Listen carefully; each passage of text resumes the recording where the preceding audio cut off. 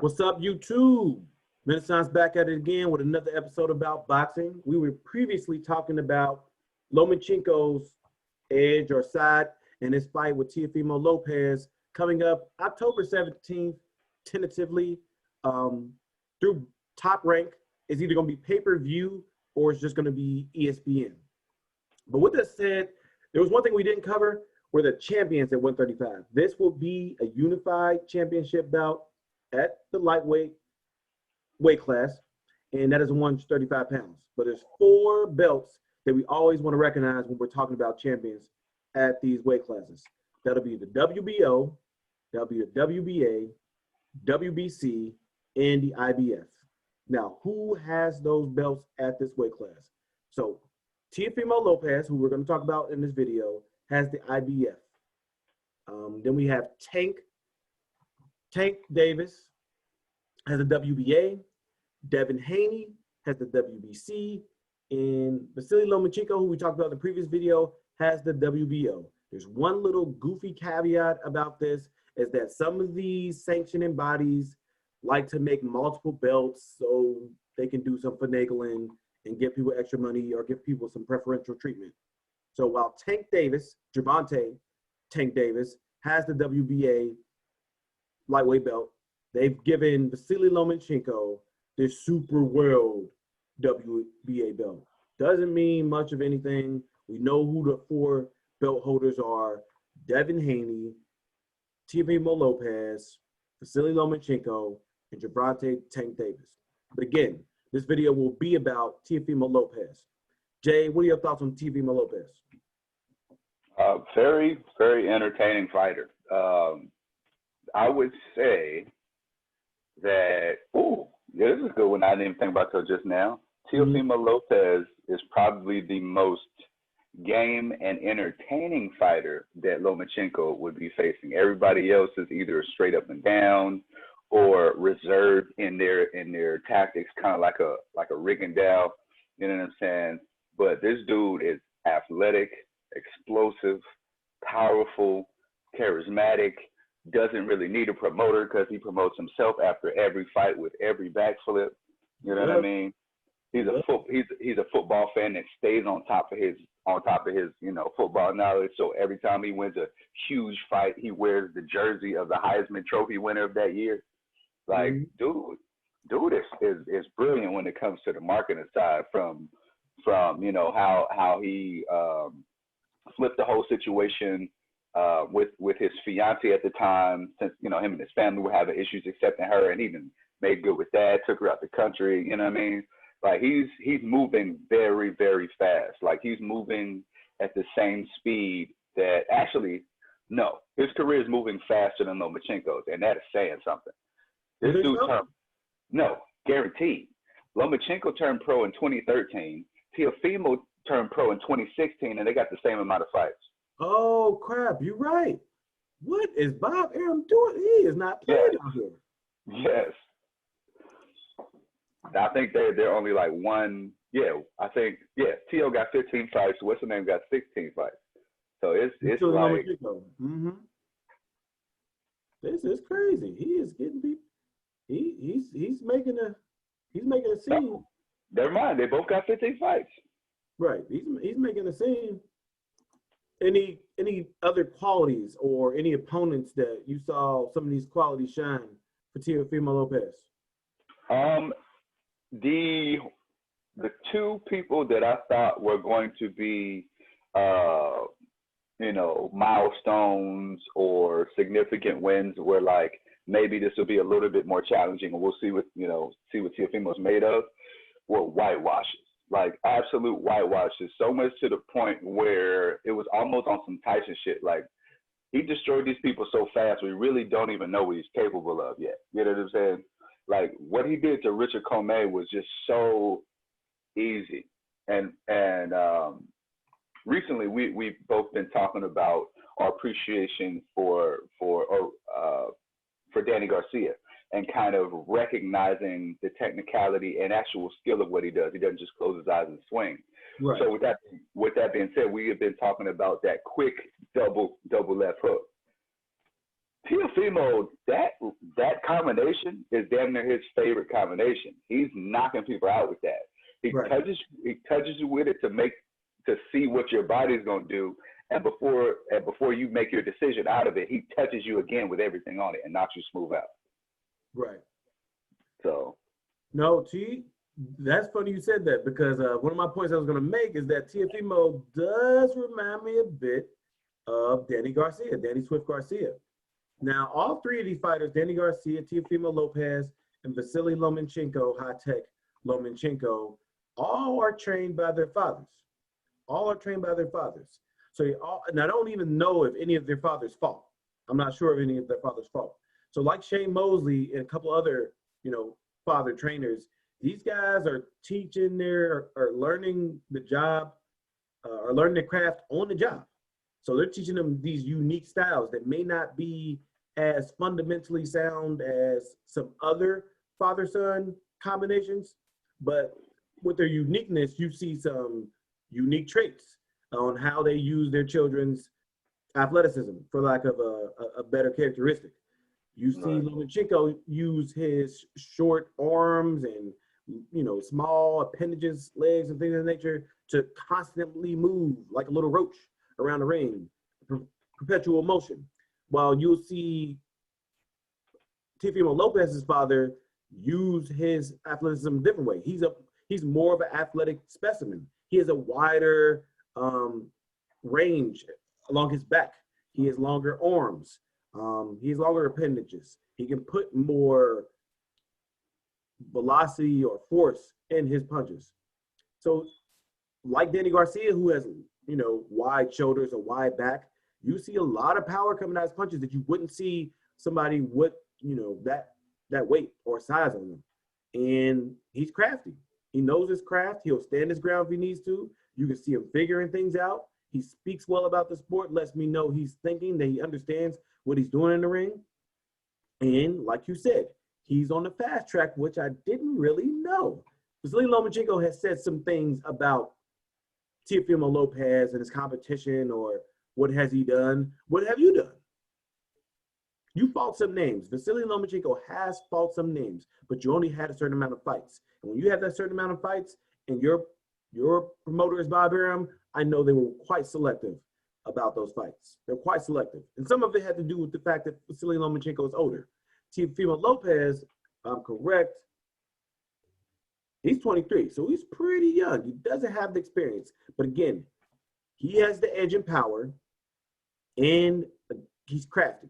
He knows his craft. He knows how to think. He knows how to make adjustments in the ring.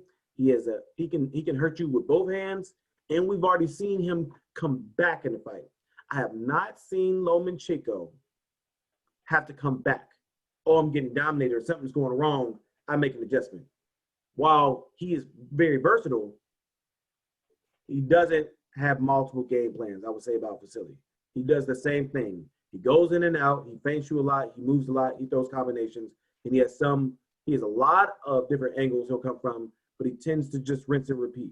While Teofimo Lopez, you can see him thinking, I'm going to move left for a little bit, I'm going to move right for a little bit. I was watching the Luke Campbell fight with you, and I remember, seeing Luke Campbell get the advantage at times, and Lomachenko would move in the same direction.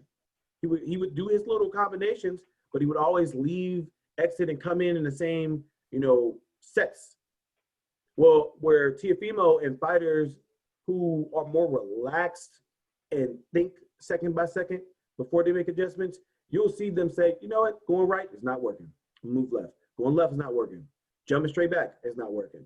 Maybe I'll go down, maybe I'll do an up jab this time, or do these different things, think, while I'm playing chess, instead of saying, I got the best chess moves, I'm just going to rinse and repeat, certain combinations of these moves to win the fight. So with that being said, Teofimo, yeah, he's a live dog in this fight. Again, he is young. Andre Ward said he probably shouldn't take this fight this early, but he commends him for being, having that gall, having those kahunas. Go ahead. Now, here's the thing. Here's the thing with that is the only bad thing about, being your own promoter and saving that money is if you take a loss That's your ass. There is no coming back from that the easy way. You're gonna have to climb up. It's gonna take you probably at least 3 or 4 fights. You're gonna have to fight somebody you don't want to fight just to get anywhere near the level that you're on right now. So that's why these fighters are saying that, because it's like if you got a promoter, you can jump right back up. But without that, you're done. You are got done. The best promoter in the game as far as taking the L is concerned. You got Bob Arum. De La Hoya took a loss against Trinidad, and Pacquiao took some losses early on, and Vasiliy Lomachenko lost his second fight, and no one cares. He can erase that easily. He always has. He always will. He will erase your loss, put you in there with someone exciting, and build you right back up. You might even be a better draw than you were before you had the loss. Right. So again, if people are wanting to know much about Teofimo going into this fight, know that he's 30, know that he can punch, know that he can box, know that he has some quick twitch reflexes, and he doesn't fight the same way as Vasiliy Lomachenko. This is not be a mirror image. This is the big, how do they describe it? A good big fighter can be a great little fighter. You got a really good big fighter fighting a great little fighter. A great little fighter that's moving up in weight. I mean, he's fought this weight probably once or twice already. And every fight he had this weight, when he got touched right, it was effective. Right. This guy is going to be the most effective, the most crafty, the most technically sound guy he's fought, and the most confident he's fought. And probably with the best chin as well. I didn't see Luke Campbell as a world beater. He had lost to Linares, and Linares got dominated late in the fight with Lomachenko. But then Luke Campbell did better against Lomachenko than Luke Campbell. This guy would have washed both of them. Washed them easy, to be honest. Yeah. Especially Linares, because he ain't got no feet. Right. Which leads me into the intangibles. What intangibles that you see may help or hurt Teofimo in this fight? This is going to sound bad, but it's not. The ignorance of being a young champion. Yes. It's actually a plus, because you remember how unstoppable young Pacquiao was. This man was running through everything with his chin out. So we've never seen him be that level of aggressive ever again. And right. So that's what I like about Teofimo, because really, until somebody checks that chin, we probably gonna see this level of entertainment. Now he may progress and start to use more of his IQ, but when you're this young, man, he's probably gonna rely on this skill set probably for at least another 2 to 3 years. I got two. One, he recently had some depression episode. I forgot what all the drama was around him. I don't know if it was his new girlfriend he had and that his family didn't like her. I don't know what was going on, but he had this real odd, depression episode where he said he wanted to end his life, or he said he wanted to quit boxing. And we don't need any of that creep into the fight, man. 100% focused. We like the bravado. We like the confidence. We're behind you. Not against Lomachenko or anything. We just want to see good fights. So we're with the smoke. We're with you being healthy. The second one is, technically, you did not fight the same competition. Technically, you did not. You didn't fight a Gary Russell Jr. You didn't fight a Guillermo Rigondeaux. You didn't fight a Linares yet or Luke Campbell. You fought Comey, but Comey lost against Robert Easter. We haven't heard anything from Easter since Mike Garcia put hands on him. So you have not fought the same. That $3 million spent real well in Toledo, Nick. Come on. So you have not fought the same level, and I'm a little worried about it. I mean, if we want to go through examples of young fighters that fought some beasts, whether they were upper weight or lower weight than them, the biggest one to come to mind, man, the biggest one that's going to come to mind is ferocious Fernando Vargas against Felix Tito Trinidad. but I don't know who was promoting Fernando. You know what? Regardless of promoting him, he did come back. He fought a lot of good people after that fight, but that messed him up. He was never the same. He was never the same. And Teofimo can get more fights. He's marketable. We were looking at his heritage. He's a Honduran. So he tries to appeal to the entire Latino base instead of just Honduras. So he's looking at everybody, bringing them in. I know there's some beef within the Latin community in different countries because they're nationalists for the most part. But he's pulling them all in, bringing that excitement, bringing that youth, bringing that bravado, bringing those countries. And Vasily's just going to bring himself because he ain't nobody watching his fights for real. Ain't nobody paying no pay-per-view. Hence, the fight may be on regular TV, and we're going to see. Anything else on your end?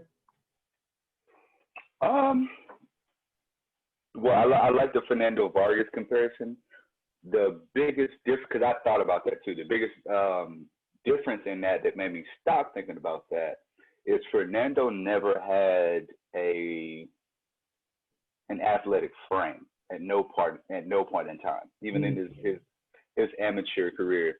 So that leads me to believe that his body structurally did not have the strength and dexterity that it needed to be on the level that it was.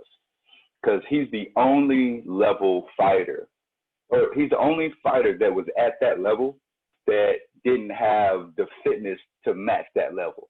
I mean, even De La Hoya got chiseled up and biscuited up, you know what I mean? So I think that was a specific difference. And his was all timing and grit and fluids. And for those watchers that don't know us on a day-to-day basis, we categorize fluids as that little essence in you that takes you a little bit further, basically from the hood. You know what I'm saying? That look, that edge, that ability to be fluid in everything that you're doing and it feeling natural. You know what I mean? So that's what we're talking about. Right. With that said, I think we can close the chapter on Teofimo's side on this. Again, just like any other big bouts that come up, we will analyze both fighters, but getting closer to the fight, we will give you our picks as to the winner is. I don't know who that is yet. I think, again, the fight is October 17th. They may change that as tentative. We don't know what channel it's going to be on. But with that being said, that's Teofimo Lopez versus Vasiliy Lomanchenko. Make sure y'all like. Make sure y'all comment. Make sure y'all share and subscribe. Renaissance. We out. We out.